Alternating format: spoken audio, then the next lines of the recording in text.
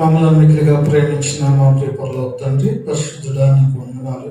నీ మహాకృపను బట్టి ప్రభా, ఇదిగో నీ యొక్క సన్నిధిలో నీ బిడ్డలను ప్రేమించి వారికి ఇచ్చినటువంటి జ్ఞానమును బట్టి ప్రభా, ఇదిగో నీ బిడ్డలు ప్రభా ఈ లైవ్ను ఏర్పాటు చేస్తున్నారు కనుక వారికి నీ శక్తిని నీ కాపుదల బిడ్డలకు దయచేయమని ప్రార్థిస్తున్నాం ప్రభా. 13వ లైవ్ ప్రభా, ఇదిగో నువ్వు సిద్ధపరిచినందుకు నీకు వందనాలు. ఈ లైవ్ చూస్తున్నటువంటి నీ బిడ్డలందరూ కూడా ప్రభా నీ వైపు మళ్ళునట్లు, నీ యందు ఆనందించినట్లు, నీ శక్తిని పొందుకునే భాగ్యము నీ బిడ్డలకు దయచేయమని ప్రార్థిస్తున్నాం ప్రభా. ఇదిగో నీ యొక్క ప్రభా వాక్యము విన్నటువంటి నీ బిడ్డలు ప్రభా దావీదులాగా ఆశీర్వదించబడినట్లు, యేషోబులాగా ఆశీర్వదించబడినట్లు ప్రభా నీ బిడ్డలను కూడా నువ్వు ఆశీర్వదించమని ప్రార్థిస్తున్నాం, దీవించమని ప్రార్థిస్తున్నాం.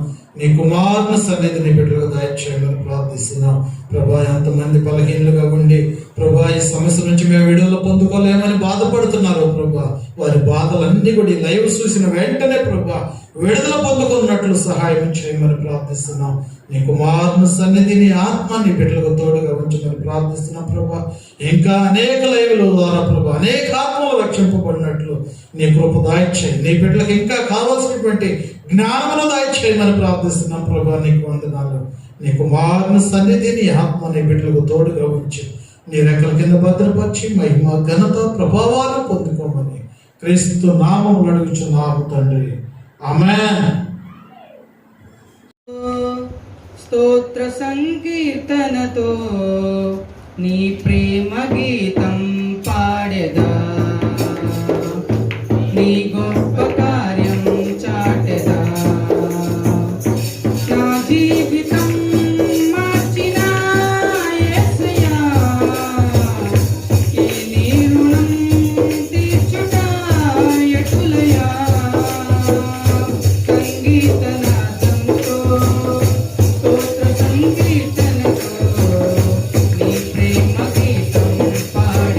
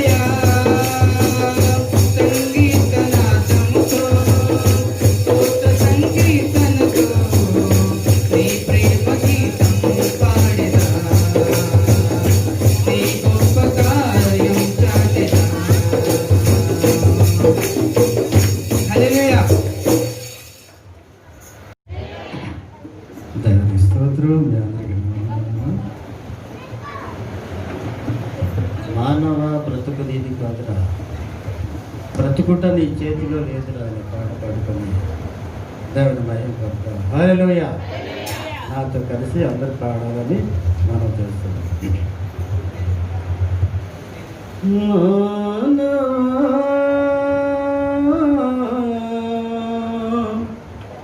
బ్రతుకు నీది కాదురా, బ్రతుకుట నీ చేతిలో లేదురా. హల్లెలూయా. మానవా బ్రతుకు నీది కాదురా, బ్రతుకుట నీ చేతిలో లేదురా. మానవా బ్రతుకు నీది కాదురా, బ్రతుకుట నీ చేతిలో లేదురా. బ్రతుకిచ్చిన వాడు నిలిచి తెలుసుకో ఒక నిమిషం. బ్రతుకిచ్చిన వాడు నిలిచి తెలుసుకో ఒక నిమిషం. నీ జీవనాన యేసు క్రీస్తుని నిజము తెలుసుకో మానవా. నీ జీవనాన యేసు క్రీస్తుని నిజము తెలుసుకో మానవా.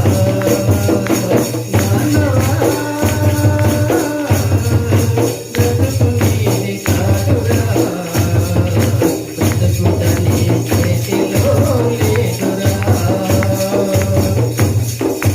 బ్రతకాలని ఆశ ఉంటే చాలునా, నిన్ను బ్రతికించు దేవుడు కావాలి మానవా. బ్రతకాలని ఆశ ఉంటే చాలునా, నిన్ను బ్రతికించు దేవుడు కావాలి మానవా. నిన్ను బ్రతికించునా కోసమే సిలువలో బలియాయను యేసయ్యా. నిన్ను బ్రతికించుట కోసమే మరణించి మరలా బ్రతికి లేచెను. నిన్ను బ్రతికించుట కోసమే మరణించి మరలా బ్రతికి లేచెను. మానవా బ్రతుకు నీది కాదురా, బ్రతుకుట నీ చేతిలో లేదురా. మానవా బ్రతుకు నీది కాదురా, బ్రతుకుట నీ చేతిలో లేదురా. Praise Lord. హల్లెలూయా. లో జీవిస్తున్నప్పుడు అనేక మంది ధనవంతులు కావాలని ఎంతగానో ఆశిస్తూ ఉంటారు. ధనం సంపాదించుకోవడానికి అనేక రకాలుగా అందరికీ ఆశ. ఆశ లేని వాళ్ళు ఎవరు ఉన్నారు? అందరికి కూడా ఆశ. ఈ లోక ధనం కావాల్సిన వాళ్ళు చేయొద్దండి. లేదా మీకు ఎవరికి అవసరం లేదా? నాకు నెలలో ఉన్న డబ్బులన్నీ తెచ్చిపెట్టండి. ఆ? పరలోక ధనం కావాల్సిన వాడు చేయొద్దండి. పరలోక ధనం కొంతమందికి అవసరం లేదు. చేతులు లెగత్తవు. ఈ లోక ధనము పరలోక ధనము రెండు ధనాలు కావాల్సిన వాడు చేయొద్దండి.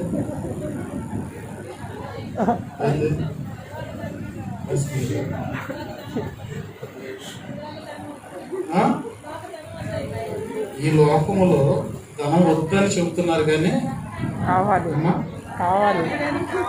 ఈ లోకములో ధనం సంపాదించుకోవద్దనే మనం ఆశతో ఉంటున్నాం. కానీ దేవుడు అంటున్నాడు మన జీవితాన్ని పరలోకం పోవడానికి ఎక్కడ మనం సరి చేసుకోవాలి? ఇక్కడే సరి చేసుకోవాలి. సరి చేసుకోవాలంటే మనం జీవించాలిగా. జీవించడానికి కూడా అవసరం లేదు అది. మరి ఈ లోక ధనము పరలోక ధనం, రెండు ధనాలు మనం సంపాదించుకోవాలంటే ఈ భూమి మీద ఉండగానే జీవించాలి.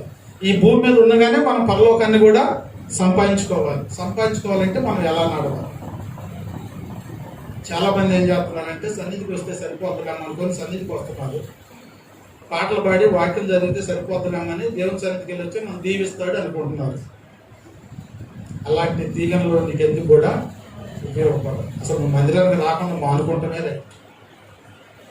ఎందుకంటే దేవుని యొక్క వాక్యం ఏం చెబుతుందంటే, ఉంటే ఎచ్చగానన్నా ఉండు, చల్లగానైనా ఉండు, నులువెచ్చని జీవితంతో ఉండబాటు. దేవుని సన్నిధికి వచ్చి వాక్యం విని బయటికి వెళ్ళి లోకానుసారంగా జీవించే వాళ్ళని ఏ జీవితం అంటారు? నులువెచ్చని జీవితం. అది ప్రమాదకరమైందా మంచిదా? మరి దానికోసం మన మందిరానికే రావాలా? మన మందిరానికి వచ్చేది దేనికి? దేవుని యొక్క వాక్యాన్ని వాక్యానుసారంగా జీవించడానికి. ఎలా ఉంటే దేవుని యొక్క రాజ్యంలో, ఈ లోకంలో ధనాన్ని మనం సంపాదించుకుంటాం ఏమి కొరత లేకుండా. దేవుని యొక్క లేఖనంలో నుండి కొన్ని వచనాలు మనం చదువుకున్నాం. దేవుని యొక్క పరిశుద్ధ గ్రంథంలో నుండి 1 సమూయేలు గ్రంథం 16వ అధ్యాయము 10-11 వచనాలను చదువు.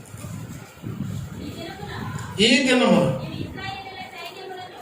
దినమున నేను ఇశ్రాయేలు యొక్క సైన్యమును తిరస్కరించుచున్నాను. ఒకరిని నియమించిన ఎడల వాడును నేనును పోట్లాడుదుమని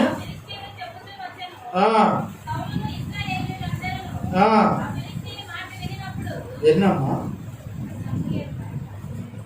1 సమూయేలు గ్రంథము 16వ అధ్యాయము 10-11 వచ్చింది. అందుకు యెషయా 7 కుమారులను సమూయేలు ఎదుటిగా పిలువగా సమూయేలు యెహోవా వీరిని కోరుకొనలేదని చెప్పి మీ కుమారులందరూ ఇక్కడ ఉన్నారా అని యెషయాను అడగగా ఇంకను కడసారి వాడున్నాడు, అయితే వాడు గొర్రెలను కాయుచున్నాడని చెప్పాను. అందుకు సమూయేలు నీవు వాణ్ణి పిలవనంపించుము, అక్కడికి వచ్చు వరకు కూర్చుందమని యెషయాతో చెప్పగా అతడు వాడిని పిలవనంపించి లోపలికి తోడుకొని వచ్చెను. అతడు ఎర్రని వాడును, చక్కని నేత్రములు గలవాడును, చూచుటకు సుందరమైన వాడునై ఉండెను. హల్లెలూయా, హల్లెలూయా. దేవుడి కొద్ది మాటలను ప్రభు మన వినికిడిలో దీవించి ఆశీర్వదించి మహిమ పొందునగా ప్రార్థన చేస్తాం. మమ్మల్ని అన్నిటిగా ప్రేమించిన మా ప్రియపరలో తండ్రి, పరిశుద్ధుడైన మా దేవా, నీకే వందనాలు. నీ మహాకృపను బట్టి ప్రభు ఈ లోకంలో మేము జీవిస్తున్నాము. ఈ లోకంలో జీవించడానికి సంపద కావాలి, పరలోక సంపద కూడా కావాలి ప్రభు.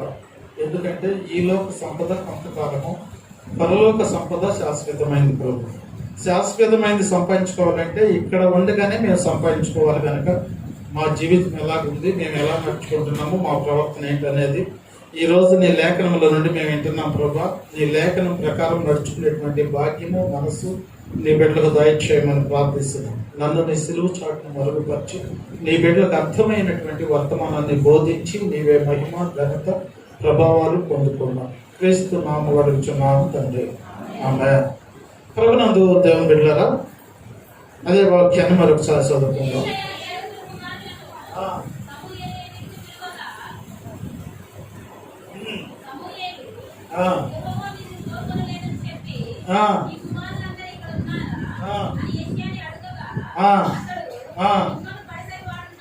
ఇంకనూ కడసరి వాడు ఉన్నాడు. హల్లెలూయా, హల్లెలూయా. యెషయాకి ఎంతమంది కుమారులు అంట? ఎంతమంది చెప్పాలి సార్? 7. ఏమి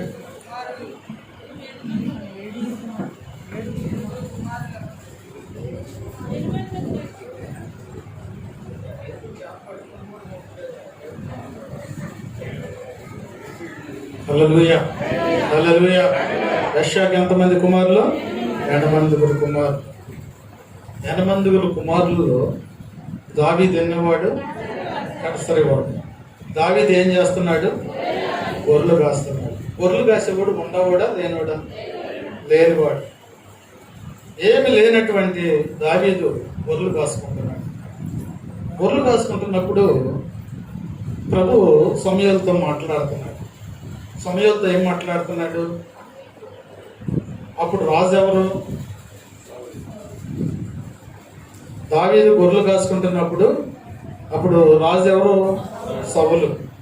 ఆ సౌలు దేవుడిచే ఆశీర్వదించబడ్డాడు, రాజుగా చేయబడ్డాడు.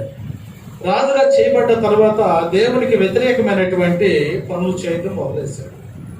రాజు అయినా కానీ ఎవరైనా కానీ సరే దేవునికి వ్యతిరేకమైన పనులు చేసినప్పుడు దేవుడు ఏం చేస్తాడు? వారిని దింపేస్తాడు అధికారం నుంచి.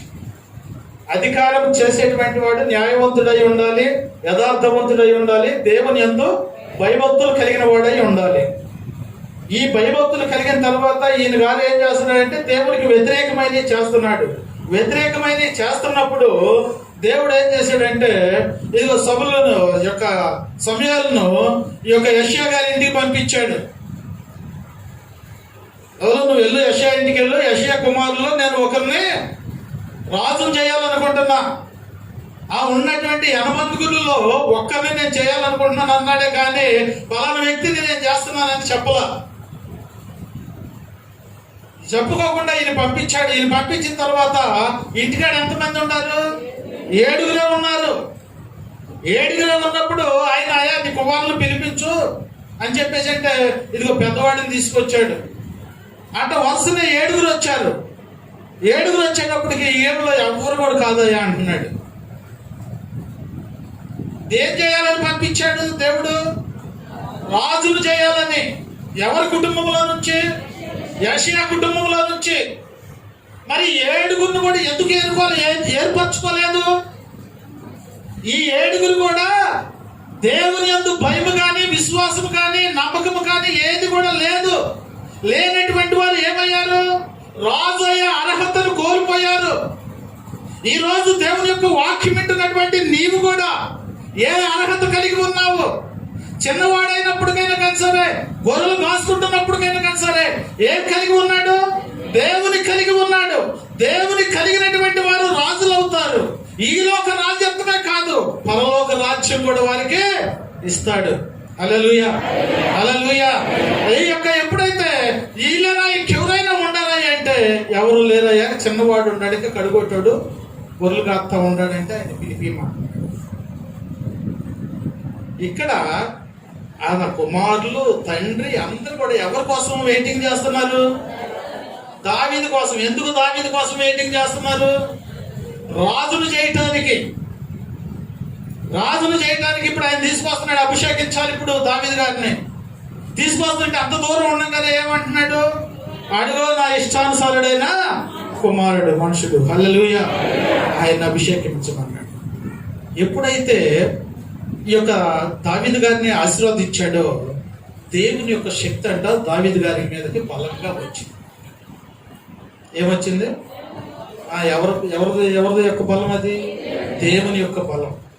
మరి మనం ఎవరు బలం పొందుకుంటున్నాం? ఏమా, ఎవరు బలం పొందుకుంటున్నాం? మనం దేవుని బలం పొందుకుంటున్నాం అనుకుంటున్నామే కానీ పొందుకోలేని స్థితిలో మనం ఉన్నాం. పొందుకోవాలంటే నమ్మకత్వం అనేది కాదు. నమ్మకం లేకుండా ఎవ్వరు కూడా ఏమీ. ఈయన్ని తీసుకొచ్చి అభియోగించేపాటికి దేవుని యొక్క బలము దావీదు గారిలోకి బాగా ఫుల్గా వచ్చేసింది. ఎందుకని అసలు దావీదుని పిలిపేయటం ఎందుకు? ఇక్కడ అభిషేకించడం ఎందుకు? ఆ దేవుని యొక్క బలం దావీదు గారికి ఈయటం ఎందుకు? ప్రతి మానవాళి పట్ల దేవుని యొక్క ప్రణాళిక వేరుగా ఉంటుంది. దేవుని యొక్క వాక్యం మనకేం చెబుతుందంటే మనము మన తల్లి గర్భంలో రూపింపబడక ముందే మన యొక్క ప్రణాళికను రూపించాడంట దేవుడు. హల్లెలూయా, హల్లెలూయా. నీవేదో వయసు వచ్చినాక నేను ఈ పని చేస్తున్నాను అంటే కాదు. నువ్వు ఆ పని చేయాలని ఫస్టే దేవుడు ఏం చేశాడు? ఒక ప్రణాళికను నిర్మించాడు.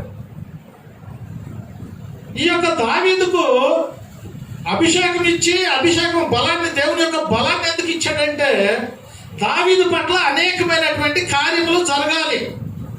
అనేకమైనటువంటి కార్యములు జరిగి అనేకమైనటువంటి విద్యల్లో ప్రాధాన్యత పొందుకుంటేనే రాజు అవటానికి అధికారం ఎవరిని పడితే వాళ్ళని రాజును చేయరు. మరి ఇప్పుడు దావీదును రాజు చేయాలంటే ఈయన కొన్ని కార్యాలు చేయాలి. ఆ కార్యాలు చేయాలంటే దేవుని యొక్క శక్తి దావీదుకు అవసరమై ఉంది. అందుకనే దావీదును పిలిచి ఇక్కడ తీసుకొచ్చిన తర్వాత అభిషేకం ఇచ్చాడు. దేవుని యొక్క శక్తిని పొందుకున్నాడు దావీదు. దావీదు పొందుకున్న తర్వాత ఫిలిష్తీయులకన్నా ఇశ్రాయేలుకి యుద్ధం జరుగుతుంది. యుద్ధం జరుగుతుంటే ఆ యుద్ధ మధ్యలో దావీదు యొక్క అన్నలు కూడా ఉన్నారు.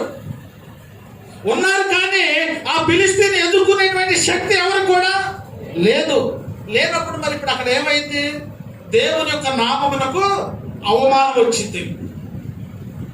ముందుగానే దేవుడు ఈ యొక్క దావీదును సిద్ధపరిచింది. ఎందుకంటే ఆ యుద్ధం కాడికి వెళ్ళాలి దావీదు గారు. ఆ యుద్ధం కాడికి వెళ్ళాలి, ఆ గొలియాతు దగ్గరికి యుద్ధం చేయాలి, జయం పొందుకోవాలంటే వాళ్ళు ఎవరు కూడా దేవుని యందు విశ్వాసం ఉంచినటువంటి లేరు. దేవుని సన్నిధికి వస్తున్నటువంటి మరి మనము కూడా మరి విశ్వాసంతో ఉంటున్నామో విశ్వాసం లేకుండా ఉంటున్నామో మనల్ని మనం పరీక్షించుకోవాలి. ఒకవేళ విశ్వాసం కలిగి కానీ మనం ఉండగలిగినట్లయితే దేవుని యొక్క శక్తిని మనము పొందుకుంటే దేవుడు అద్భుతమైనటువంటి కార్యములను మన పట్ల జరిగిస్తాడు. అక్కడ ఫిలిష్తీయులకు ఇశ్రాయేలుకి యుద్ధం జరుగుతున్నప్పుడు దావీదు యొక్క తండ్రి దావీదుతో చెబుతాడు, అయ్యా మీ అన్నలో యుద్ధానికి వెళ్ళారు, వారి యోగక్షేమాలు ఎలాగున్నాయో ఒక్కసారి పోయి కనుక్కొని రాయ్యా అంటాడు. ఒకసారి కనుక్కొని రాయ్యా అనేటప్పటికి ఈయన అక్కడికి వెళ్తాడు. ఆ యొక్క యుద్ధ మంది కాడికి వెళ్ళేటప్పటికి వాళ్ళంతా కూడా బారులు తీరు ఉన్నారు యుద్ధానికి. వారిలో బలవంతుడు ఉన్నాడు. ఎవరు? ఫిలిష్తీయుల్లో బలవంతులు ఎవరు? గొలియాతు. వాడు ఛాలెంజ్ చేస్తున్నాడు, వీడు ఛాలెంజ్ చేయట్లా. ఎవరు వీళ్ళు? ఇశ్రాయేలు అనగా ఎవరు? దేవుని యొక్క బిడ్డలే. కానీ ఇక ఫిలిష్తీయుల మీద దేవుడు అంటే తెలియనటువంటి వాళ్ళ మీద కూడా యుద్ధానికి పోలేకపోతే దేవుని బిడ్డలేనా? మరి ఎవరు వీళ్ళు? దేవుని బిడ్డలమని చెప్పుకొని బతికేటువంటి వాడు. దేవుని బిడ్డ పిరికితనంతో ఉండడం, పిరికాత్మని ఇలా దేవుడు అని బైబిల్లో ఉంది కదా. మరి ఈయన పిరికి వాళ్ళు ఎందుకు అయ్యారు? దేవుని యొక్క బలమును పొందుకోలేదు, దేవుని యొక్క శక్తిని పొందుకోలేదు, దేవుని యొక్క క్రియలు కూడా వీళ్ళ పట్ల జరగట్లా. కనుక ఇలాంటి అవసరం వస్తుందని దావీదుని ఏం చేశాడు? దేవుడు ముందుగానే అభిషేకించాడు. ఆ యుద్ధానికి అవసరం. అక్కడ వీళ్ళందరూ కూడా అవుతారు, నా యొక్క నామం అవమానపరచబడింది అని చెప్పి ముందుగా ఎవరు సిద్ధపరచుకున్నాడంటే దావీదును సిద్ధపరచుకున్నాడు. ఈ దావీదుతో ఆ తండ్రి చెప్పేటప్పటికి అక్కడికి వెళ్ళాడు. అక్కడికి వెళ్ళిన తర్వాత ఇదిగో ఈ యొక్క యుద్ధం ఆయన ఛాలెంజ్ చేస్తుంటే, ఏదో అంతమంది ఛాలెంజ్ చేస్తుంటే ఎవరు కూడా ముందుకు పోవట్లేదు ఏంటి అని చెప్పేసి అంటాడు. అయ్యా ఆయన చూడు ఎట్టున్నాడు, ఒక్కడి మీద కంట ఆ ఒక్కలే పోవాలంట. దావీదుకి ఎక్కడ లేనటువంటి కోపం వచ్చింది. దేవుని యొక్క బిడ్డలకు ఏముండకూడదు? కోపం ఉండకూడదు. మరి దావీదుకి ఏమొచ్చింది? దోషం వచ్చింది. దోషం అంటే కోపం అంటే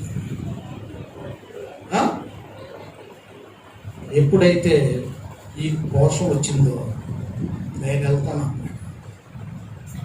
ఏమన్నా ఆలోచించాడా? నేను వెళ్తాను అన్నాడు. సరే వెళ్ళమన్నాడు, వెళ్ళాడు. దావీదు గొలియాతుని చంపాడు. సమయం లేదు మనకి. ఆ వెళ్ళాడు, తల నరికేశాడు, తీసుకొని చేత పట్టుకొని వచ్చేస్తాడు. వస్తున్నప్పటికీ అక్కడ ఉన్నటువంటి వాళ్ళందరూ కూడా ఇదిగో స్తుతులు తెలియపరుస్తున్నారు. ఏమని చెప్తున్నారు?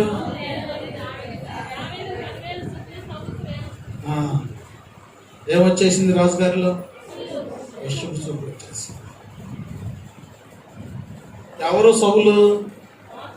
దేవునిచే అభిషేకించబడ్డటువంటి వాడు. దేవునిచే అభిషేకించబడినటువంటి సౌలుకి విషపు చూపు ఎందుకు వచ్చింది అంటే దేవుని యందు భయభక్తులు తగ్గిపోయినాయి. దేవుని యందు భయభక్తులు తగ్గిపోయింది ఒక సౌలుకే కాదు, దేవుని యొక్క వాక్యం పెట్టినటువంటి మనము కూడా రక్షణ పొందేటువంటి సమయంలో మనం ఎలా ఉంటాము? ఎంతో విశ్వాసంతో ఉంటాము, ఎంతో నమ్మకంగా భయభక్తులు కలిగి మనం జీవిస్తాం. ఆ క్రమక్రమంగా గడిచిపోతూ ఉండేప్పటికి ఏమైంది? విశ్వాసము సన్నగిలిపోద్ది. విశ్వాసం సన్నగిల్లిపోయినందువల్ల దేవుని యొక్క ప్రేమ మనకు దూరం అయిపోతుంది. దేవుని యొక్క ప్రేమ మనకు దూరం అయిపోయినప్పుడు అవమానాలు వస్తూ ఉంటాయి, అపనిందలు వస్తూ ఉంటాయి, గొడవలు వస్తూ ఉంటాయి, కుటుంబంలో శాంతి లేకుండా పోతే, సమాధానం లేకుండా పోతే, ఇవన్నిటికీ కారణం ఉన్నాయంటే అపవాదిగాడు. అపవాదిగాడిని ఆహ్వానించడానికి కారణం ఏంటంటే నిత్యము మనం సేవించేటువంటి ఆ దేవుణ్ణి ఆరాధించలేకపోవడానికి కారణం ఏంటంటే తగిన సమయంలో మనం ప్రార్థన చేయలేనప్పుడు బలహీనమైపోతాం. అయితే దావీదు బలహీనతలలో కూడా ప్రభువును కనపరిచాడు. దావీదు ఎంతో ఓర్పు కలిగినటువంటి వాడు. ఈ సౌలు ఇదిగో యొక్క ఈడు తీసుకొని సంపాలని చెప్పేసి తిరుగుతున్నప్పుడు కనుక సరే ఆ సౌలు మీద కక్ష పెట్టుకోవాలి. అదే మనమైతే ఏం చేస్తాం? కక్ష పెట్టుకొని కక్షకి కక్ష తీర్చుకోవాలి. తీర్చుకున్నదాకా నేను నిద్రపోను. అయితే ఎవరి సొత్తులో ఉంటున్నాం అనేది మాత్రం మర్చిపోతున్నాం. కారణం ఏంటి? ఎవరి స్వాధీనంలో ఉంటున్నామనేది తెలుసుకోలేకపోవడానికి కారణం ఏంటి? బలమైన ప్రార్థన లేకపోబట్టి. ప్రార్థన లేకపోబట్టి మనం బలహీనం అయిపోతున్నాం. బలహీనం అయిపోయినప్పుడు అనేకమైనవి వస్తున్నాయి. వీటన్నిటిని కూడా జయించాలంటే దేవుడు ఎవడో ఒకరిని ఏర్పరచుకుంటాడు. అలాగే దావీదుని ఏర్పరచుకున్నాడు. దావీదుని ఏర్పరచుకొని జయం పొందుకొని వస్తుంటే ఇదిగో దావీదు ఈయన వెంటబడతా ఉన్నాడు. ఈయన సంపాలని చెప్పి అనేక రకాలుగా తిరుగుతున్నప్పుడు కానీ అప్పుడు కూడా ఏం చేశాడు? ఓర్చుకున్నాడు. అదే లోకానుసారమైనటువంటి సామెత కూడా ఒకటి ఉంది కదా, ఏంటంటే ఓర్చుకుంటే చెప్పండి, ఓర్చుకుంటే అవుతుందా, ఓర్చుకోకపోతే అవుతుందా?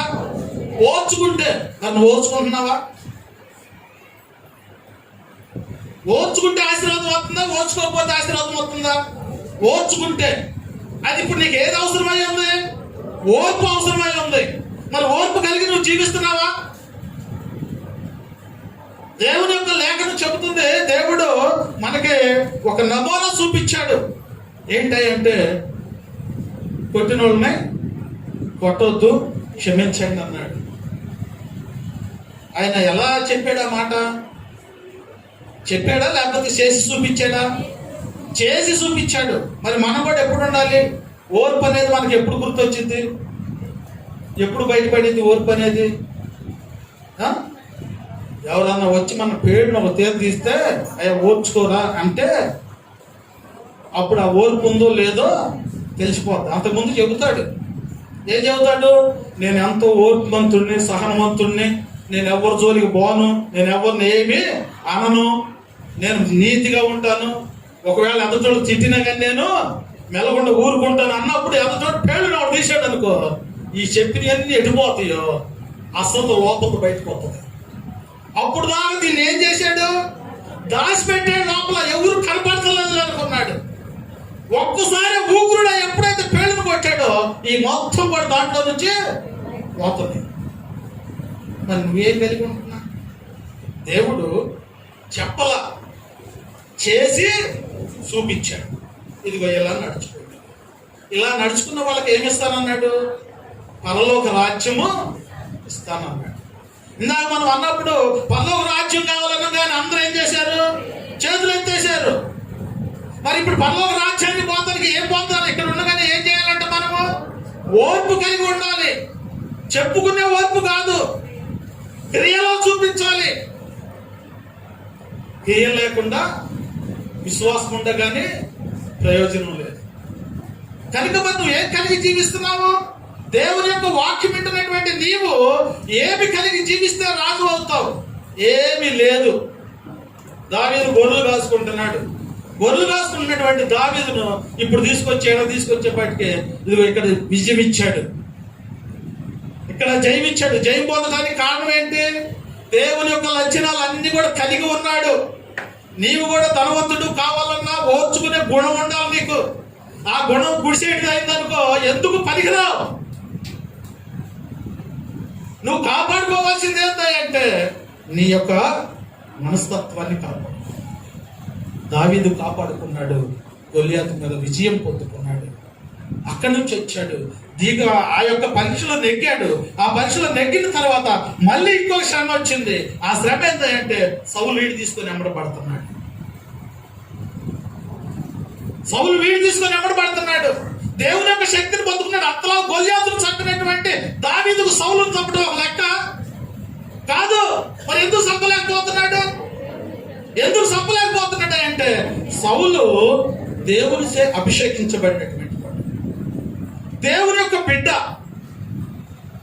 ఆయనను నేను చంపితే నాలో ఉన్నటువంటి విశ్వాస ఆత్మను చంపుకున్నట్టే. దేవుని యొక్క ఆత్మ ఉన్నప్పుడు మన గ్రహింపు అనేది దేవుడు మనకి ఇస్తాడు. చంపగలిగినప్పుడు కానీ చంపుకోకుండా పారిపోతుంది. ఎందుకంటే ఆయనలో మానవత్వం ఉంది, ఈయనలో మానవత్వం కోల్పోయాడు. ఈ అన్ని కూడా పరీక్షలో ఎందుకు జరుగుతుంది అంటే దావీదును రాజును చేయాలి. రాజును చేయాలంటే ఇదిగో యుద్ధంలో ఒక నైపుణ్యత కలిగి ఉన్నటువంటి వారిని ఎన్నుకుంటారు. కట్టిన వాళ్ళు ఎవరు ఎన్నుకుంటారా?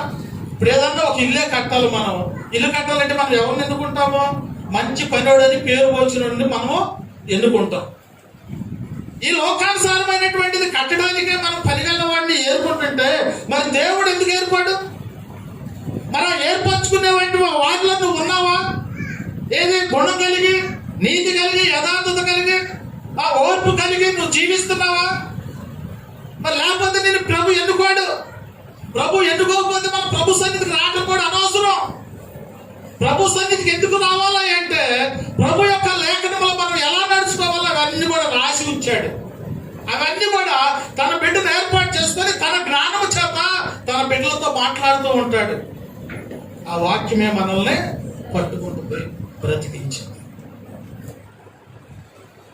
అలాగా ఈ యొక్క సౌలు ఇదిగో పోయాడు. పోయినప్పటికైనా కానీ సరే, ఆయన దగ్గరికి వెళ్ళినప్పటికైనా కానీ సరే దావీదు ఇంకా ఇదిగో సరిపోతానే ఉన్నాడు. అదే మళ్ళీ ఐదో వచనం చూడమ్మా. 2 సమూయేలు గ్రంథము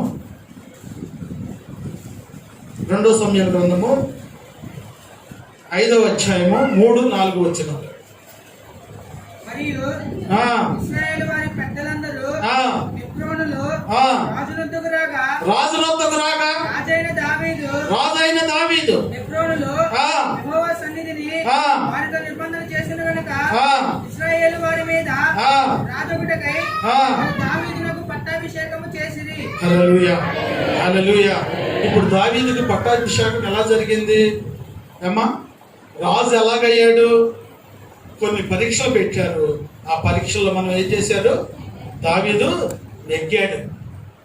నెగ్గాడు కాబట్టి రాజును చేశాడు. ఇప్పుడు చెప్పండి, రాజు అనేవాడు ఉన్నవాడా లేనివాడా?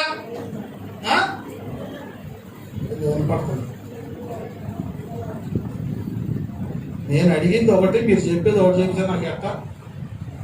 ఉన్నవాడు రాజు అంటే ఉన్నవాడా లేనివాడా అంటున్నా. ముందు వెనక నేను అడగల. ఇదంతా ఎట్లుంటుందంటే ఆనాడు ఆదామును అవ్వను దేవుడు అడిగినట్టు ఉంది. ఇప్పుడు సమాధానం నాకు చెబుతాం. రాజు అంటే ఉన్నవాడా లేనివాడా? ఉన్నవాడు అవడానికి కారణం ఏంటి? ఓర్చుకున్నాడు, క్రియలు పాటించాడు, దేవుని యొక్క చిత్తానుసారంగా జీవించాడు. కనుక ఇదిగో ఈ యొక్క దావీదును రాజును చేశాడు, అంటే ఉన్నవాడిని చేశాడు. దావీదు ఏ స్థితిలో ఉన్నాడు? ఫస్ట్ గొర్రెలు కాసుకుంటూ లేని స్థితిలో ఉన్నాడు. లేని స్థితిలో ఉన్నబట్టి నన్ను కూడా దేవుడు ఏం చేస్తాడంటే కొన్ని పరీక్షలు పెడతా ఉంటాడు, కొన్ని శోధనలు పెడతా ఉంటాడు. ఎందుకు పెడతాడా అంటే ఓర్చుకుంటావా లేదా, నా గుణము నీలో ఉన్నదా లేదా. ఉన్నవారిని దేవుడు ఆశీర్వదిస్తాడు. ఇప్పుడు దావీదుని ఆశీర్వదించింది ఎందుకంటే ఆయన యొక్క గుణ లక్షణాలు అన్ని కూడా దావీదులో ఉన్నాయి కాబట్టి ఆయన ఆశీర్వదించాడు, రాజును చేశాడు. ఈ లోకానుసారంగానే చూడరాదు. ఏదన్నా పిల్లవాడు పుట్టాడు అనుకో, ఏమంటారు? అచ్చమిడాడు అమ్మ పోలికేరా, అచ్చమిడాడు నాన్న పోలికేరా. చెప్పమా? ఎందుకు చెబుతాము? ఆ యొక్క తల్లిదండ్రుల యొక్క గుణగణాలను బట్టి. అలాగే ఇప్పుడు దేవుని యొక్క గుణగణాలు కూడా నీలో ఉన్నాయో లేవో దేవుడు పరీక్ష చేస్తున్నాడు. అచ్చం ఆయన పోలికే ఉందనుకో, నువ్వు రాజువే, దరిద్రుడు కాదు. ఎందుకంటే రాజులకే రారాజు, ఆయన బిడ్డవి నువ్వు. అంత ధన్యతను పొందుకున్నటువంటి నీవు దేవుని పట్ల యథార్థతగా జీవించేటువంటి వారు ఉండాలి. దరిద్రుడు ఏమి లేనటువంటి దావీదును ఇదిగో సింహాసనం ఎక్కించాడు, రాజుగా చేశాడు. హల్లెలూయా, హల్లెలూయా. ఆయన రాజుగా చేయడానికి కారణం ఏంటంటే ఇదిగో ప్రభు పెట్టినటువంటి పరీక్షలో నెగ్గాడు కాబట్టే రాజు అయ్యాడు. దేవుని సన్నిధికి వస్తున్నటువంటి నీవు ఏంట్లో నెగ్గుతున్నావు? దేని యందు విశ్వాసం కలిగి జీవిస్తున్నావు? నువ్వు ఎవరికి భయపడి జీవిస్తున్నావు? ఇవన్నీ కూడా నీకు అవసరమై ఉంటాయి. ఈ గ్రహింపు లేకపోతే నువ్వు ఎంత ప్రార్థన చేసినా కానీ ప్రార్థన వ్యర్థం. హల్లెలూయా, హల్లెలూయా. అదే మనము యోషోబు గురించి కూడా మనం చూసుకున్నట్లయితే యోషోబు కూడా దేవుని యందు ఎంతో విశ్వాసం కలిగి జీవించాడు. ఆదికాండము 37:27.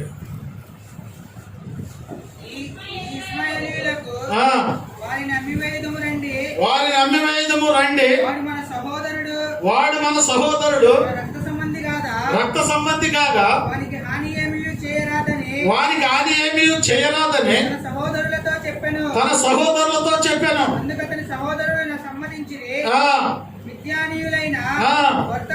వర్తకులు ఆ మీదుగా వెళ్ళుచుండగా వారు ఆ గుంటలో నుండి యోసేపును పైకి తీసి ఆ ఇష్మాయేలు 20 తులముల వెండికి అతనిని అమ్మివేసిరి.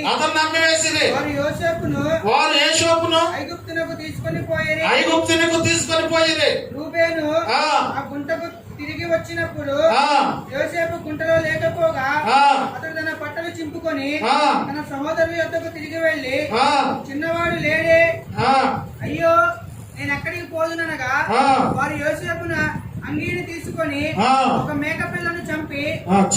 హల్లెలూయా, హల్లెలూయా. ఇక్కడ యోసేపును మనం చూసుకున్నట్లయితే యోసేపు ఏమి లేనటువంటి వాడు, అయినప్పటికీ అన్ని కలిగినటువంటి దేవునికి లోబడి ఉన్నాడు. దేవునికి లోబడి జీవించేటువంటి వారు ఎలా ఉండాలంటే అన్నిటికీ ఓర్చుకునే మనసు కలిగి ఉండాలి. యోసేపుకు ఎక్కడి నుంచో లేదు. అందరూ ఏమంటాం, మనం ఏదన్నా ఇప్పుడు మన అన్నయ్యనో కొడుతున్నాడు అనుకో, మనం ఏమంటాం, మా అన్నయ్యను కొడతావాళ్ళు అని చెప్పేసి వెళ్తాం. అయితే అక్కడ మనం బైబిల్లో చూసుకున్నట్లయితే అక్కడ ఏమైందంటే ఆ అన్నయ్య ఈయనకి విరోధి అయ్యాడు. ఈయన విరోధి అవ్వడానికి కారణం ఏంటంటే తమ్ముడు వర్ధిల్లుతో ఆయనకి ఇష్టం లేదు. అన్నలు ఎదురు తిరిగి కొట్టారు, తీసుకెళ్లి చంపేయాలని చూసినప్పటికైనా కానీ సరే వారి మీద ఏమైనా కక్ష పెట్టుకున్నాడా? మరి నీ ఇంటి పక్క వాళ్ళ మీద ఏమైనా కక్షలు పెట్టుకుంటున్నావా నువ్వు? లేకపోతే నీకు డబ్బులు ఇచ్చి ఎగ్గొట్టిన వాళ్ళ మీద ఏమైనా కక్ష పెట్టుకుంటున్నావా? తలకాయ ఇవ్వటం కాదు, అది దేంట్లో ఉండాలి? క్రియలో ఉండాలి. ఇప్పుడు ఇక్కడ మనం యోసేపులో చూసుకుంటుంది ఏంటంటే ఓర్పు కలిగినటువంటి జీవితాన్ని చూస్తున్నాం. ఓర్పుకు దేవుడు ఎంతమంది బహుమానం ఇస్తున్నాడో మనం తెలుసుకోవాలంటే ముందు తెలుసుకోవాల్సింది ఏంటంటే బహుమానం గురించి కాదు కానీ ఓర్పు గురించి. ఎలాంటి సమయాల్లో ఓర్చుకోవాలి? ఎన్నో శ్రమలు వస్తాయి. యోసేపుకి ఎన్ని వచ్చినాయి? ఈ శ్రమ వచ్చింది. అమ్మేశారు, వాళ్ళు వస్తుంటే వర్తకులకి అమ్మేస్తే తీసుకొని పోయారు. అయినప్పటికైనా కానీ సరే యోసేపు ఏం కలిగి ఉన్నాడు? ఓర్పు కలిగి ఉన్నాడు. ఓర్చుకున్నాడు కాబట్టి దేవుడు తోడుగా ఉన్నాడు. అక్కడికి వెళ్ళేటప్పటికి ఇదిగో రాజుగారిని కూడా చూసి రాజుగారి మనసును కూడా మార్చేశాడు. ఆయన చేస్తున్న పనులన్నింటినీ కూడా రాజుగారు చూసి ఏం చేశాడు? ఆయన్ని ఎంతగానో మెచ్చుకొని సమస్తం కూడా ఆయనకే అప్పు చెప్పేశాడు. హల్లెలూయా, హల్లెలూయా. అప్పు చెప్పినా కానీ శ్రమలు తప్పినాయా? మరి మనకు వచ్చే శ్రమలు తప్పుతాయా? చాలా మంది ఏమంటారు, దేవుని సన్నిధికి వెళ్తే శ్రమలు పోతాయి అన్నారుగా. ఎందుకు వస్తున్నాయి మీకు శ్రమలు? ఎందుకు వస్తున్నాయి మీకు శోధనలు? మరి ఇప్పుడు ఈయనకి ఎందుకు వచ్చినాయి? సరే అన్నం తప్పుకున్నాడు అనుకొని వెళ్ళిపోతే రాజుగారి భార్య యోసేపు ఎంతో అందగాడంట. ఆ అందగాడి మీద రాజుగారి భార్య కన్నేసింది. రాజుగారి భార్య కన్నేసి ఇదిగో ఆమె రాబోయేటప్పుడు ఆయన ఏం చేశాడు? యేషోబు ఎందుకు పారిపోయాడు? ఓర్చుకుంటమే కాదు, ఇంకేం కలిగి ఉండాలి? పాపానికి దూరంగా పారిపోవాలి. పాపానికి దూరంగా పారిపోవాలి. పారిపోయాడు. పారిపోయినందుకు ఏమొచ్చింది? పాపం చేయలేదు ఆయన, చేయపోయిన కదా మరి జైలు ఎందుకు పెట్టారు ఆయన? అసలు నువ్వు ఓర్చుకుంటావు? రాజుగారి భార్య మీద ఏమైనా కక్ష పెట్టుకున్నాడా? మరి పెట్టుకున్నందువల్ల యేసోబుకి ఏం ఒరిగింది? అక్కడ ఉన్నటువంటి అందరికంటే కూడా పైవాడు అయ్యాడు. దేనికి అయ్యాడు? ఓర్చుకున్నాడు కాబట్టి, పాపానికి దూరంగా పారిపోయాడు కాబట్టి. ఈ భూమి మీద నివసిస్తున్నటువంటి మనం కూడా ఏం చేయాలంటే ఓర్చుకోవాలి, పాపానికి దూరంగా పారిపోవాలి. ఆ రోజే నువ్వు దేవుని యొక్క బిడ్డగా అవుతావు. ఆ ఓర్పు కలిగినటువంటి యేషోబు వాళ్ళకి వెళితే మళ్ళీ అక్కడ అందరి మీద కూడా అధికారం ఇచ్చాడు. అధికారం ఇచ్చేపాటికి ఇదిగో కొంతమందిని అక్కడ తీసుకొచ్చి పెట్టాడు. అక్కడ వాళ్ళకు ఒక కళ వచ్చింది. వస్తే ప్రాణదాయకుడి గురించి చెబుతాడు. ఇవన్నీ కూడా మనం ఎడిది చెప్పుకుంటారు, సమయం లేదు. ఆ ప్రాణదాయకుడి గురించి చెబుతాడు. అయ్యా నీ ఉద్యోగం నీకు మళ్ళా వచ్చింది అని చెప్పాడు. అని చెప్తే ఇదిగో నువ్వు రాజుగారి దగ్గరికి వెళ్ళినప్పుడు నన్ను ఒకసారి జ్ఞాపకం చేసుకో అంటాడు. అంటే ఆయన జ్ఞాపకం చేసుకోడు, మర్చిపోతాడు. ఆయన మర్చిపోయిన తర్వాత రాజుగారికి ఒక కళ వచ్చింది. రాజుగారికి ఒక కళ వచ్చిన తర్వాత ఆ కళ గురించి చెప్పడానికి అక్కడ ఎవరు వల్ల కూడా కాటలు, అక్కడ ఎవరు వల్ల కూడా కాకపోయేటప్పటికి ఆ రోజు గుర్తు వచ్చాడు యేషోబు. ఆ రోజు గుర్తు వచ్చాడు ఈ ప్రాణదాయకుడికి. అయ్యా నీ కళకు నీ దానికి సంబంధించిన సమస్తానికి కూడా జవాబు చెప్పగలిగినటువంటి వాడు జైల్లో ఉన్నాడు. ఆయన ఎలా చెప్పగలిగాడు? ఆయన పట్ల కార్యం జరిగింది కాబట్టి ఇక్కడ చెబుతాడనే నమ్మకం ఏర్పడింది. ఆ నమ్మకం నీకుందా? ఏదో ఒక శోధన వచ్చినప్పుడు, ఒక శ్రమ వచ్చినప్పుడు మోకాళ్ళు వచ్చి ప్రార్థన చేస్తే దేవుడు నాకు కార్యం చేస్తాడు అనేటువంటి విశ్వాసం నీలోకి వస్తే దేవుడు కార్యం చేస్తాడు. కానీ దేవుడు కార్యం చేస్తాడో చేయడో ఈ కాదు, ముందు జనం మీదకి వెళ్ళాలని చెప్పేసి తిరిగితే నీ కార్యం జరిగిందా? అట్ట ఇప్పుడు చెప్పాడు కదా, బాగానే సాక్ష్యం చెప్పాడు కదా. ఏం చెప్పాడు? ముందు ఎవరిని ఆశ్రయించారు? మనుషులను ఆశ్రయించారు. అంతా తిరిగారు. ఎక్కడ తిరిగినా కానీ పని అవ్వాల. దేవుడు ఎందుకు తీసుకొచ్చాడు? దేవుని సన్నిధిలో సహాయం కోసం ప్రార్థన చేయమన్నాడు. ప్రార్థన చేశాం. ఇప్పుడు ఏం చెప్పాడు? సహాయము చేశాడు. చేసేది మానవుడే, కానీ మార్చేది దేవుడు. ఆయనకు అప్పు చెబితే ఆయన ఏదైనా చేయగలుగుతాడు. కానీ నీ సొంత అంతగా నువ్వు చేయాలంటే నువ్వేం చేయగలుగుతావు? నేను అనుకుంటా ఈ పాట నేను 10 అంతస్తులు కట్టాలని నాకు ఆశ. కట్టేస్తానా? అదే దేవుని యొక్క చిత్తం అయితే కట్టేస్తా. దేవుని యొక్క దృష్టిలో నువ్వు ఉండాలి. ఆశీర్వదించబడాలన్నా, అభివృద్ధి పొందాలన్నా, ఆరోగ్యం పొందుకోవాలన్నా, శాంతి సమాధానం కావాలన్నా దేవునితో నువ్వు ఉండాలి. దేవునితో నువ్వు ఉంటే మేలుపోతావు. ఇప్పుడు అన్ని ఓర్చుకున్నాడు. అక్కడ నుంచి రాజుగారి దగ్గర తీసుకొచ్చారు. యేషోబు రాజుగారి దగ్గర తీసుకొచ్చినాక చెప్పాడు. ఆ కళభావం అంతా కూడా చెప్పాడు. ఏంటి ఆ కళ? ఏంటి?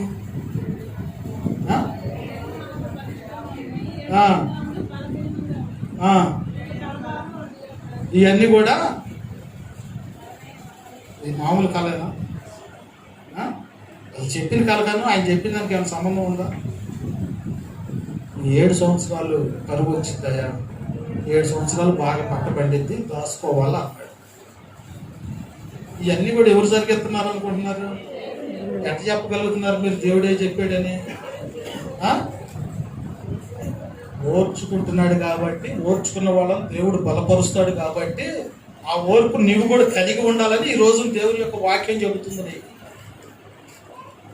ఎంతో మంది దేవుని వాక్యం వింటున్నారు కానీ సహనం లేక జీవిస్తున్నారు, శాంతి సమాధానం లేక ఎంతో దేవునికి వ్యతిరేకంగా ఉంటున్నారు. ఎప్పుడైతే దేవుని యొక్క జ్ఞానాన్ని ఇచ్చాడో, ఆ జ్ఞానాన్ని రాజుగారికి చెప్పాడో, ఇవన్నీ మాకు తెలియదు కానీ అయ్యా నువ్వే చూసుకో, ఇవన్నీ కూడా నువ్వే చూసుకో. ఏమైపోయాడు? ప్రధానమంత్రి అయిపోయాడు. ఒకసారి చెప్పండి, ప్రధానమంత్రి అవడానికి కారణం ఏంటి? ఆ? చెప్పాలి. రకాలు వస్తున్నాయి, ఒక మాట రావట్లేదు. ఓర్చుకున్నాడు కాబట్టి. మరి మనం ఈ వాక్యం మీద మనం ఏం కలిగి ఉండాలి?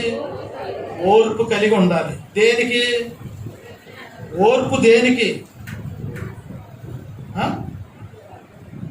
అన్ని చెప్పారు, చెప్పరా? ఓర్పు దేనికి? పరలోక రాజ్యానికి పోవటానికి. దానికి నువ్వు ఎలా చెప్పగలుగుతావా? పరలోక రాజ్యానికి పోతానికి ఓర్పే కావాలని నువ్వు ఎలా చెప్పగలుగుతావా అంటే, నా యేసయ్య ఓర్చుకున్నాడు నా కోసం, సమస్తాన్ని సహించాడు. నీ కోసం, నా కోసం, మనందరి కోసం స్థలాన్ని సిద్ధపరచడానికి వెళ్ళాడు. మళ్ళా వస్తా నేను. వచ్చినప్పుడు మనం ఎలాంటి వారమై ఉండాలంట? ఓర్పు గలవారమై ఉండాలంట.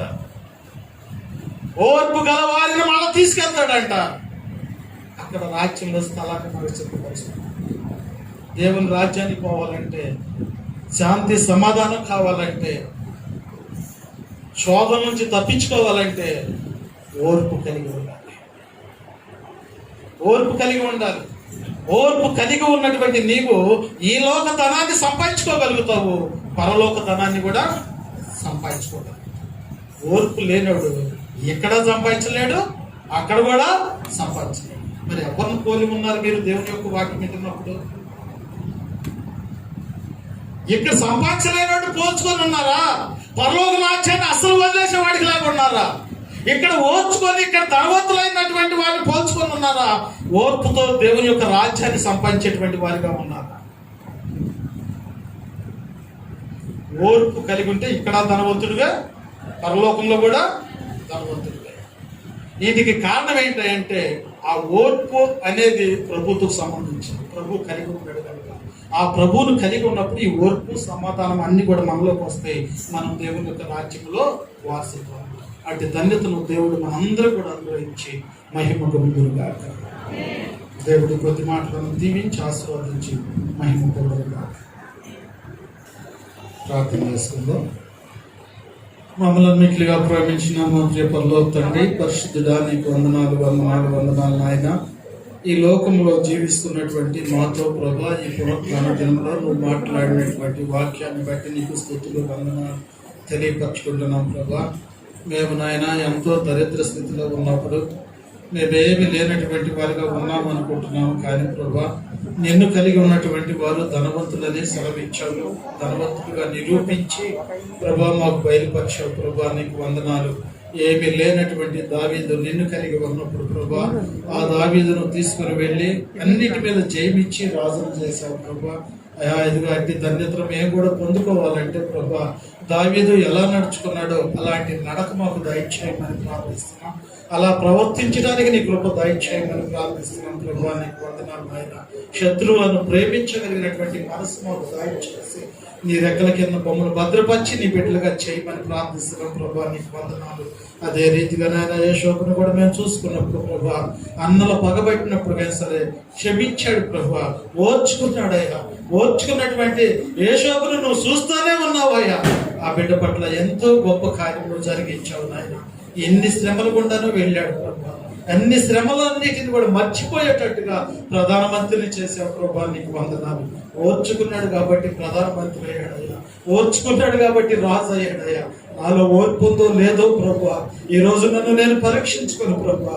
ఒకవేళ ఓర్పు లేకపోతే నాయన, ఓర్పు కలిగినటువంటి వాడిగా నన్ను చేయనాయన. నీకు వందనాలు. నీ పాదాల దగ్గర జీవించే జీవితం దయచేయు. నీ ధన్యతను పొందుకునే భాగ్యము మాకు దయచేయు. ఎత్తబడినటువంటి వాక్యం ప్రభు వ్యర్థము కాకుండా ప్రతి హృదయాన్ని కూడా కలవరపరిచే నీతో జీవించే జీవితం కలిగి జీవించాలని విశ్వాసముగా ముందుకు కొనసాగే భాగ్యం ప్రతి ఒక్కరికి దయచేయమని ప్రార్థిస్తున్నాం ప్రభా. నీకు వందనాలు నాయన. ఇదిగో నీ సన్నిధిలోకి వచ్చినటువంటి నీ బిడ్డలకు ప్రభా, నీ వాక్యము ద్వారా బలపడి ఆశీర్వదించబడినట్లు నీ కోసం జీవించే జీవితము దయచేయమని ప్రార్థిస్తున్నాం. ఇదిగో నీ బిడ్డలో నా ప్రభా నీ సన్నిధికి వచ్చినప్పుడు ప్రభా ఇదిగో కానుకలను బట్టి ప్రతిఫల మొక్కులను బట్టి ప్రభా సమస్తమును బట్టి కూడా ప్రార్థన చేయొచ్చుగా వారి పట్ల నీ కార్యములను జరిగించమని ప్రార్థిస్తున్నాను ఆయన. ఇదిగో నీ సన్నిధికి వచ్చేటప్పుడు ప్రభా వారు వండుకునే సమయంలో గుప్పెడు తీసి నీకు ఇస్తే ప్రభా వారి ప్రాణాలు కాపాడుతానన్నావయ్యా. ప్రాణ పరిక్రియ ధనమన్నావు ప్రభా. ప్రాణాన్ని కాపాడగలిగినటువంటి ధనాన్ని నీ సన్నిధిలోకి తీసుకొని వచ్చి నీకు ఇచ్చారు ప్రభా. నీకు ఇచ్చినప్పుడు నువ్వు వారి ప్రాణాలకి కాపుదలుగా ఉన్నావని మేము నమ్ముచున్నాం ప్రభా. నీకు వందనాలు. నమ్మి నా యందు విశ్వాసం వచ్చి వారికి నేను తోడుగా ఉంటానన్నావు. ఇదిగో నీ బిడ్డలైనటువంటి వారికి నీ తోడు దయచేయమని ప్రార్థిస్తున్నాం. ఇదిగో దావీదుకు తోడుగా ఉన్నావు దేవా, యేషోబుకు తోడుగా ఉన్న దేవా, మాకు కూడా తోడుగా ఉండు, మా కుటుంబానికి కూడా తోడుగా ఉండు, మా బిడ్డలకు తోడుగా ఉండు, మాకు కలిగినటువంటి సమస్తానికి నీ తోడు దయచేయమని ప్రార్థిస్తున్నాం ప్రభా.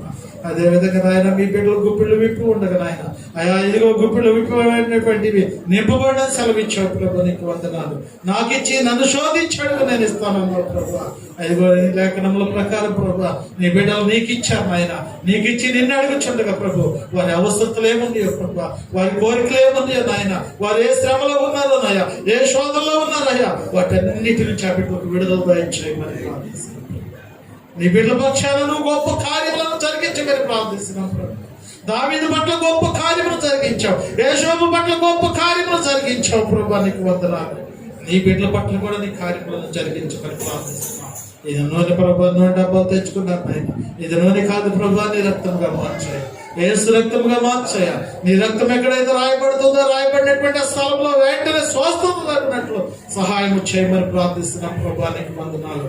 ఆనాడు ప్రభా ఆయా కానాను విందులో వివాహం జరిగినప్పుడు ప్రభు నిన్ను ఆహ్వానించారు కాబట్టి కొరత లేకుండా పోయింది ప్రభా. నా గృహంలో నువ్వు ఉండాలయ్యా, నా బిడ్డలతో నువ్వు ఉండాలయ్యా, నా కొరత లేకుండా చేసే దేవా నాతో ఉండయ్యా. నా పట్ల నీ కార్యములను జరిగించు, మా సంఘం పట్ల కార్యములను జరిగించు, అనేక సంఘాల పట్ల కార్యములను జరిగించమని ప్రార్థిస్తున్నాం ప్రభు. నిన్ను కలిగిన వారు ధన్యులను సెలవిచ్చావు ప్రభా. అటు ధన్యతను పొందుకొని మేమందరం కూడా జీవించలాగా నీకు కృప దయచేయమని ప్రార్థిస్తున్నాం. ఎంతో మంది బలహీనులు ఉన్నారు ప్రభా. అయా ఎంతో మంది ప్రభా బలహీనులుగా ఉండి నేను ఎరగలేక నా ప్రభా హాస్పిటల్ పోలయ్యా ప్రభా. హాస్పిటల్లో ఉన్నటువంటి వారిని బట్టి ప్రార్థిస్తున్నాం ప్రభా. హాస్పిటల్లోకి నువ్వు వెళ్ళాయా, వారికి నువ్వు తెలియపచ్చాయా, నీవు శక్తిమంతుడు వారికి తెలియపచ్చాయా, నేను నమ్ముకుంటే స్వస్థత పొందుతారనేటువంటి జ్ఞానం ఆ బిడ్డలకు దయచేయమని ప్రార్థిస్తున్నాం. నీ సన్నిధికి వచ్చిన ప్రతి బిడ్డను బట్టి కూడా ప్రార్థిస్తున్నాం. ఎవరు ఏ అవస్థతో పొందు వచ్చారో ప్రభా, ఎవరు ఏ బలహీనతలో వచ్చారో నయ్యా, ఏ విశ్వాసంతో వచ్చారో ప్రభా, వారి పట్ల నీ కార్యములను జరిగించమని ప్రార్థిస్తున్నాం. వారి బలహీనతల నుంచి విడిపించమని ప్రార్థిస్తున్నాం. వారి శ్రమల నుండి విడిపించమని ప్రార్థిస్తున్నాం. వారి సమస్యల నుంచి విడిపించమని ప్రార్థిస్తున్నాం. ప్రతి ఒక్కరు కూడా నీతో ఆనందించి రాజు అయ్యేటువంటి అధికారాన్ని పొందుకునే భాగ్యము నీ బిడ్డలకు దయచేయమని ప్రార్థిస్తున్నాం. నీ కుమారుని సన్నిధి దయచేయమని ప్రార్థిస్తున్నాం ప్రభా. నీకు వందనాలు. అయా నీ బిడ్డల పక్షాన నువ్వు ఉండి నీ రెక్కల కింద భద్రపరిచి నీవే మహిమ ఘనత ప్రభావాలు పొందుకోవాలి. క్రీస్తు నామములు అడుగుచున్నాము తండ్రి, ఆమేన్.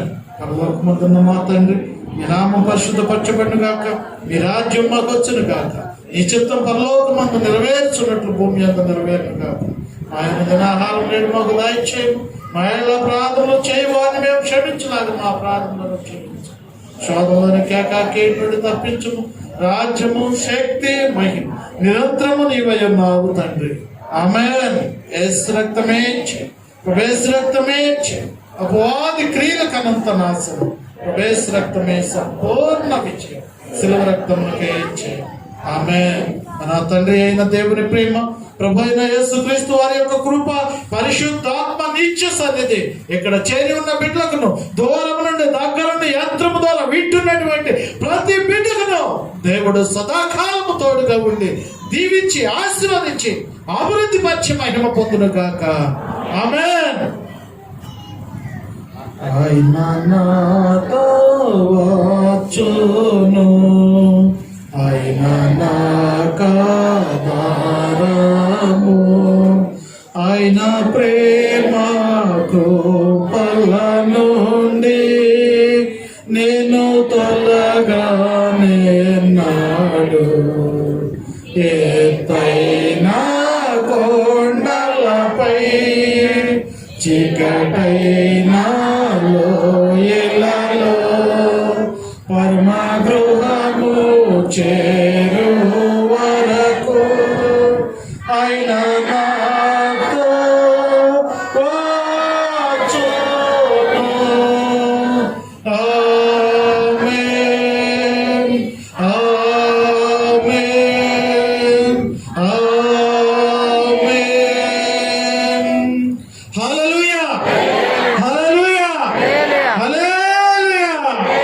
హల్లెలూయా